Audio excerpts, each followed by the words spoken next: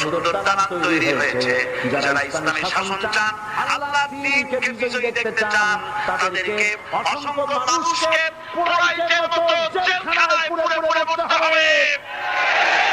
অসংখ্য মানুষকে ফাঁসির কাছে ঝুলতে হবে, গায়ে রক্ত দিতে হবে, শহীদ হতে হবে, তারপরে ইসলামের ইমারতটা কায়েম হয়ে যাবে।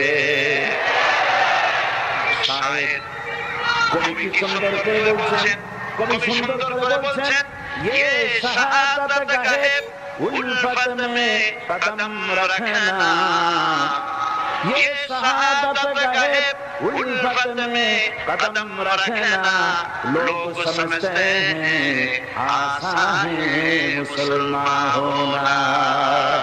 মানুষেরা মনে করে মুসলমান হওয়া খুব সহজ জিনিস। না, মুসলমান হওয়ার অর্থ হলো শাহাদাতের ঈদগাহে শামিল হয়ে যাওয়া।